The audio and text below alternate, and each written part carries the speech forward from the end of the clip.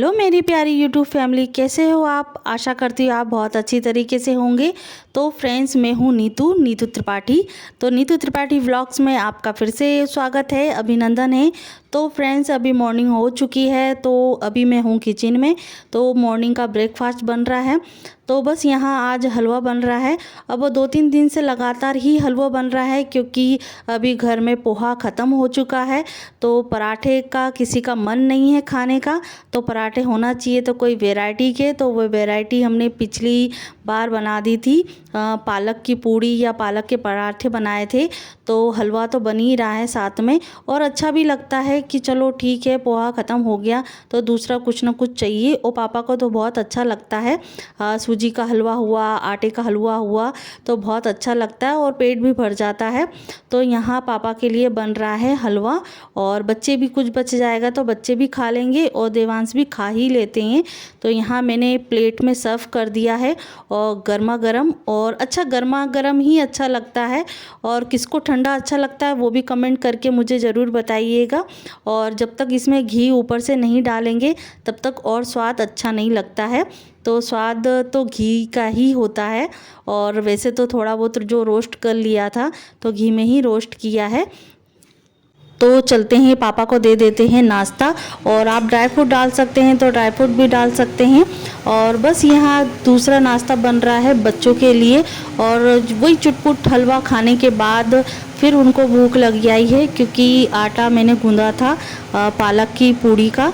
तो पालक थोड़ी सी रह गई थी और तुरंत ही मैंने आटा गूंद लिया है, और 3 से 4 पूड़ियाँ मैंने बना दी थी, जो देवांश भी खा लेंगे और अंश भी खा लेंगे। और पूड़ियाँ तो बेहद ही उनको पसंद है, नॉर्मल खा लें और या फिर कोई वैरायटी की हो तो वो खा लेते हैं।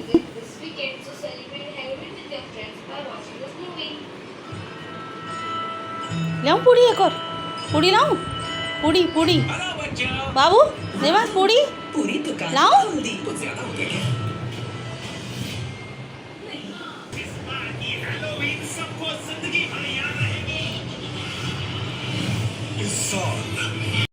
तो फ्रेंड्स, बच्चों ने कर लिया है नाश्ता, और अब आ रहा है तीसरा नाश्ता, जो है पोहा का। और पूड़ी इन्होंने इसलिए नहीं खाई है क्योंकि एक दिन पहले ही उन्होंने पूड़ी खाई थी, तो इसीलिए उन्होंने मना कर दिया था। तो उसी के हिसाब से मैंने आटा गूंदा था, बच्चों के हिसाब से, कि 4 से 5 पूड़ियाँ बन जाएंगी तो दोनों खा लेंगे बच्चे। और यहाँ मैंने पोहा बना रही हूँ, किसके लिए, एक हस्बैंड के लिए और मेरे लिए। और मम्मी खाएंगी लेट, तो उनका जैसे रहेगा तो सीधे खाना खाती हैं, और कभी कभी रहता है तो नाश्ता करके उनका फाइनल हो जाता है कि हाँ लंच हो चुका है।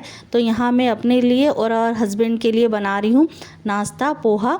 तो यहाँ पोहा मैंने मतलब 10 मिनट पहले गला के रख दिया था, और कुछ ट्रिक मुझे पता चली है जो मैं इतने दिनों से भूल रही थी। तो यहाँ के जो पोहा है वो ज़्यादा ही जल्दी सॉफ्ट हो जाते हैं, पर मैंने इस तरीके से किया है कि जब इसको मैं बनाती थी और आधे घंटे भी, 10 से 15 मिनट भी मैं उसको बना कर रख दूँ ना पोहा, तो उसकी हालत बिल्कुल खाने लायक नहीं रहती है। पर एक ट्रिक मैंने अपनाया है कि इसको पानी में थोड़ा सा भिगो के, उसकी जो पानी की परत होती है वहाँ तक उसको पानी को भिगो के पोहा को भिगो के रखी, तो बहुत लंबे समय तक, मतलब 1 से 2 घंटे तक आराम से पोहा सॉफ्ट बना रहता है। तो यहाँ प्याज, मिर्ची और मूंगफली को मैंने सेक लिया है, और धनिया भी डाल दिया है, पोहा भी मैंने डाल दिया है, और नमक मिर्ची डाल के पोहा हमारा जल्दी तैयार हो गया है। और सिंपल तरीके से मैं पोहा बनाती हूँ, जिससे क्या जल्दी बन जाता है। तो देखिए यहाँ कितना टेस्टी और सुंदर दिख रहा है पोहा। और हल्दी मैंने नॉर्मली डालती हूँ, ज़्यादा डार्क नहीं डालती हूँ, क्योंकि ज़्यादा पीलापन जो है वो मुझे ज़्यादा पसंद नहीं है। नॉर्मल ही तरीके से मुझे ज़्यादा पसंद रहता है। तो यहाँ नहा धो के मैं आ गई हूँ फिर किचन में, क्योंकि ज़्यादातर पूरा जो काम है, वो पूरा जो रूटीन है, ज़्यादातर लेडीज़ों का किचन में ही होता है। पर मेरा इतना ज़्यादा खाने का, लंच का इतना रूटीन नहीं रहता जितना मेरा नाश्ते का होता है। और अभी तो स्कूल बच्चों के स्टार्ट नहीं हुए हैं, जो जब मैं वॉइस रिकॉर्डिंग कर रही हूँ उस टाइम पे तो चलो बच्चों का रूटीन चालू हो चुका है। तो देखते हैं आगे बच्चों का क्या रूटीन रहता है, स्कूल का क्या टाइमिंग है। टाइमिंग वैसे तो मैडम ने बता दिया है कि क्या टाइमिंग है, पर फिर भी एडजस्ट करने में थोड़ा सा रहता है कि एक दिन पहले अपन को पता चल जाए उनका स्कूल का टाइम, उनका जो ब्रेकफास्ट है, टिफ़िन का है, वो पता चल जाता है। तो ये सब चीज़ें जो होती हैं वो ईज़िली हो जाती हैं। तो मैंने मॉर्निंग में ही सबको पूछ लिया था कि क्या क्या बनना है, तो इसकी वजह से मुझे ज़्यादा दिक्कत नहीं हुई है। और वैसे भी क्या, ये तो 3 नाश्ते होते हैं, कभी कभी हमारे घर में 4 नाश्ते होते हैं, तो फिर भी मैं कोई फ़र्क नहीं पड़ता है। पर यही है कि सबकी वैरायटी अलग होती है, सबका टेस्ट अलग होता है। बनाती मैं थोड़ा थोड़ा सा हूँ, पर हाँ मेहनत तो लगती ही है और टाइम वेस्ट भी होता है। और जो हमारे घर की जो चीज़ें होती हैं वो तो हो ही जाती हैं, कुछ ना कुछ होता है। तो यहाँ बस मेरा जो नहा धो के मैं खाना बना रही हूँ, तो आज बना रही हूँ लंच में तुरई की सब्ज़ी। जो एक ही सब्ज़ी आज बनने वाली है क्योंकि हमारा हो चुका है नाश्ता, और मम्मी सीधे खाएंगी खाना, और पापा और हस्बैंड भी खाना खाएंगे क्योंकि नाश्ता तो उन्होंने कर लिया है। और बस मेरा तो ज़्यादा नहीं होगा, खाना होगा तो ठीक है, नहीं तो कोई दिक्कत नहीं होती है क्योंकि मेरा नाश्ता हो जाता है तो खाना हो जाता है, और थोड़ा बहुत इधर उधर हो जाता तो मैं खाना खा लेती हूँ, और हल्का नाश्ता हो चुका है। तो यहाँ मैंने लंच की तैयारी कर ली है और तुरई की सब्ज़ी मैंने छोक दी है। और फिर बाद में यहाँ चाय का जो वो है, मतलब चाय बनाने का है, और बाहर भी किसी ने मंगाई थी चाय, तो यहाँ मैंने चाय भी रख दी है। और सब्ज़ी छोकने के बाद मैं आ गई हूँ बाहर, क्योंकि कपड़े मैंने मशीन पे भी लगाए थे कि तब तक वो घूमते रहेंगे, तब तक मेरा अंदर का काम भी हो जाएगा। तो आप देख सकते हैं मेरी जो चाल है वो थोड़ा अजीब सा नहीं लग रहा है, क्योंकि वो कमर का जो पेन है वो कभी कभी उठ जाता है, तो इसकी वजह से ऊपर से जो दुपट्टा भी डालना बहुत ज़रूरी होता है। और बोलते ना कोई डिस्टर्बेंस नहीं होना चाहिए, तो इसकी वजह से कपड़े भी गीले हो जाते हैं। तो बस यहाँ मैं थोड़ा सा अपना करने के बाद अपना जो कपड़े हैं वो क्लीनिंग कर लूँगी, धो के मशीन में डाल दूँगी। तो अभी तो मौसम ठीक ही है, और थोड़ा धुंध लग रहा है कि आज कल में मानसून आ ही जाएगा, तो इसीलिए मैंने कपड़े भी जो थे, एक्स्ट्रा भी कपड़े थे, इनके कपड़े भी थे, हस्बैंड के कपड़े थे, बच्चों की ड्रेसें थी, तो वो भी मैंने धो के प्रेस करके रख दी थी। और कुछ और कपड़े हैं तो वो भी मैं धो दूँगी। और यहाँ मैंने कपड़े धोने के बाद, मशीन में लगाने के बाद, ड्राई मशीन में डालने के बाद फिर मैं आ गई हूँ किचन में तो सब्ज़ी डालने के लिए। और चाय मेरी यहाँ बन चुकी है, तो यहाँ मैं चाय छानने के बाद तब तक अपना जो क्लीनिंग है वो भी करना बहुत ज़रूरी है। पर किचन में आते हैं तो अपना नॉर्मल छोटे मोटे जो काम है वो तो हो ही जाते हैं, जो सामान समेटना होता है। तो यहाँ मेरी चाय भी बन चुकी है। तो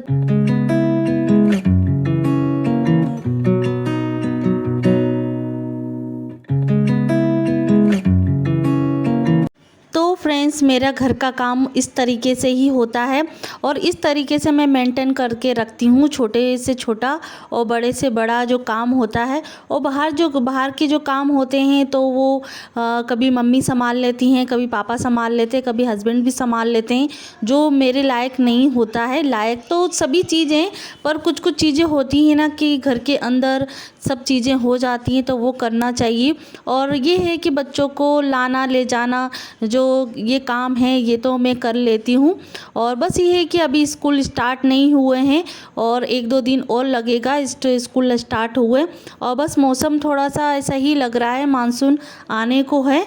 तो बस ये जो कपड़े थे तो वो भी मैंने धो लिए हैं, पर ये रहेगा एक तरीके से तसल्ली कि चलो मेरे कपड़े धुल गए हैं। तो 2 दिन बाद तक जब स्कूल खुलने वाले हैं तब तक बच्चों के कपड़े और एक्स्ट्रा जो कपड़े हैं वो धुल जाएंगे, तो इतना बर्डन नहीं रहेगा कपड़ों के लिए। तो फ्रेंड्स, दोपहर का काम निपटने के बाद और खाना वाना खाने के बाद हमारा लंच हो गया था, और उसके बाद हमें लेट गई थी 1-1.5 घंटे के लिए, और बच्चों को साथ में भी लेटा लिया था। और क्योंकि फिर दोपहर में इधर से उधर घूमते रहते हैं, और मम्मी पापा का भी लेटने का टाइम हो जाता है, और उसके बाद में ही 2 घंटे के बाद मेरा भी टाइम हो जाता है लेटने के लिए। तो अभी शाम का टाइम हो गया है, और चाय पानी देने के बाद और मैं भी चाय पानी करने के बाद अपने पेंडिंग हुए काम को कंप्लीट करने के लिए। तो काफ़ी टाइम से मैं सोच रही थी कि जो किचन का फ़ैन है तो देख सकते हैं इसकी हालत किस तरीके से हुआ है, और कितना भी कुछ भी कर लें फिर भी चिकनाहट तो रहती ही है। पर ये है कि चिमनी से थोड़ी हेल्प मिल जाती है, नहीं तो मतलब 5 से 6 महीने में फ़ैन की तो बिल्कुल हालत ख़राब हो जाती है। तो आज सोचा कि चलो ठीक है कि मैं इसको आज साफ़ कर लेती हूँ, और शाम के टाइम पे थोड़ा फ्री भी रहता है। तो बच्चों अपना चाय नाश्ता दूध पीने के बाद चले गए हैं खेलने के लिए, तो तब तक मैं भी फ्री हो गई थी, तो मैं अपना काम अभी निपटा लेती हूँ। और किचन की आप ये जो फ़ैन है तो ये किचन में छोटा ही फ़ैन है, क्योंकि बड़ा फ़ैन जो लगता है ना तो वो नहीं लगवाया है, क्योंकि वो पूरे किचन में घूमता है और हवा भी बहुत ज़्यादा आती है। तो इसलिए साइड में ही इसका मतलब जो कनेक्शन है साइड में करवा दिया है। तो जो किचन में काम करते हुए देखते होंगे तो व्लॉग देखते होंगे तो ज़रूर आपने नज़र मारी होगी कि साइड में कॉर्नर में लगा हुआ है फ़ैन। और बस यही है कि जब लगता है कि हाँ गर्मी है तो साइड में जाके हवा खा लेते हैं और बस फिर अपने काम में लग जाते हैं, तो थोड़ा बहुत तो उससे मतलब ठीक लगता है। और यहाँ किचन में भी बहुत ज़्यादा गर्मी लगती है कि जब भी खाना पीना होता है तो गर्मी तो लगती ही है खाना बनाने समय। तो यहाँ मेरा जो पंखा है फ़ैन है वो साफ़ कर लूँगी। तो सबसे पहले मैंने जग में थोड़ा सर्फ एक्सेल डाल लिया है, और जो डेली के जो ब्रश होते हैं तो जो फेंकने के अलावा मैंने दूसरे काम में ले लिए हैं। तो ये छोटी मोटी जो चीज़ें होती हैं जहाँ हमारे हाथ नहीं पहुँच पाते हैं तो वो ब्रश के सहायता से हम उसको साफ़ कर सकते हैं।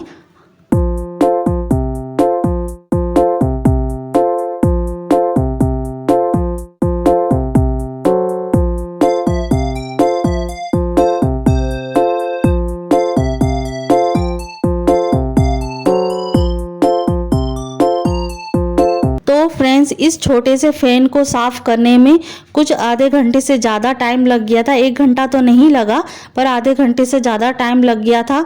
और बस यही है कि यहाँ महाशय हमारे देख के कि मम्मी फ़ैन साफ़ कर रही है तो मम्मी की हेल्प करवाने के लिए आ गए हैं। तो अभी जो दिन है वो अभी 5:30 बजे के आसपास है, तो उजाला इतना है 7 साढ़े 7 बजे के आसपास दिन डूबता है। तो फाइनली मेरा जो फ़ैन है छोटा सा फ़ैन है किचन का, तो मुझे इतनी इस फ़ैन से बहुत मदद मिलती है, राहत मिलती है। जब मैं किचन में रहती हूँ तो साफ़ करना तो बनता ही है। वैसी बहुत सारी चीज़ें होती हैं जो हमारे काम में सहायता प्रदान करती हैं, तो ज़्यादा शुद्ध हिंदी मैंने बोल दिया है। तो फाइनली मेरा जो फ़ैन है वो साफ़ और क्लीन हो चुका है और राहत भी मिली है। ये एक काम निपट जाता है तो बहुत अच्छा लगता है, राहत मिलती है। तो यहाँ मैंने मुंह हाथ धोने के बाद अपने आप को फ्रेश किया और उसके बाद मैं आ गई हूँ पूजा घर में।